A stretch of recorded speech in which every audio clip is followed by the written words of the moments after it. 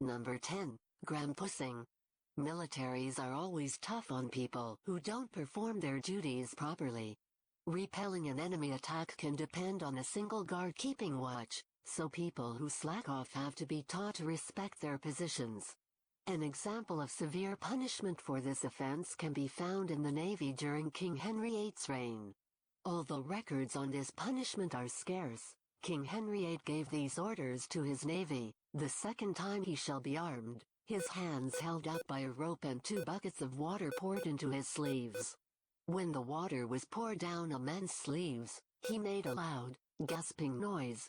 This gasp was similar to the kind of sound made by a grampus, a kind of dolphin, which is how the punishment got its name. Number 9. Drunkard's cloak. Although some punishments were meant to harm the criminal, others were invented purely to embarrass the offender. That was the goal of the drunkard's cloak, which was used as a punishment for public drunkenness during the 16th and 17th centuries. The offender would have to wear the drunkard's cloak, a barrel with holes that allowed a person's head and arms to stick out. The drunkard's cloak wasn't designed to harm the offender or otherwise impede movement. But a man walking around town wearing a barrel like a cloak was enough to teach him the importance of responsible drinking. The drunkard also had to pay 5 shillings to the poor. Number 8. Kang.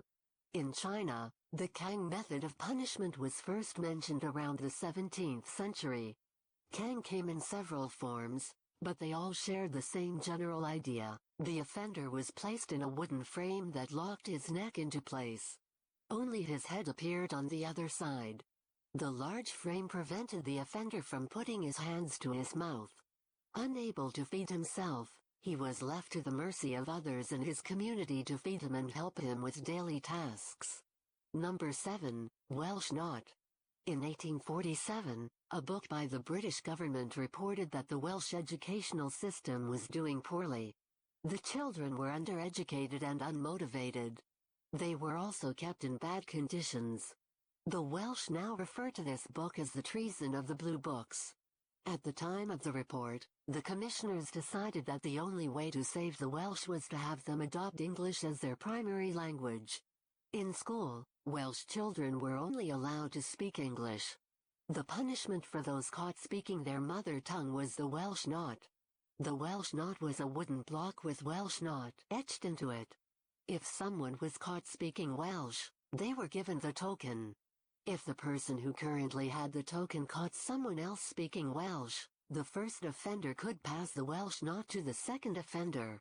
At the end of the day, the child with the Welsh Knot was beaten. Number 6. Treadmills. The treadmill, a 19th century punishment used mainly in British prisons, was similar to the modern-day exercise machine. However, the prison treadmill looked more like a water wheel than a moving floor and forced its user to perform a climbing motion rather than a running one. These treadmills weren't designed as health machines. Instead, prisoners were forced to walk on them for 8 hours per day with occasional breaks. The monotony and strenuous work was intended to deter prisoners from committing other crimes. 5 trial by ordeal. Nasty examples of this type of punishment include the ordeal of the duel, in which the accused had to make it through a fight. The ordeal of hot water required a person to dip his arms into hot water to retrieve a stone. If his arms were still scarred 3 days later, he was guilty. The ordeal of bleeding required a suspected murderer to stare at the corpse of the murder victim. If the corpse began to bleed again, the onlooker was the murderer. With the ordeal of the blessed morsel, the accused had to eat some blessed dried bread and cheese. If the person choked while eating, he was guilty. Number 4. Pitchcapping.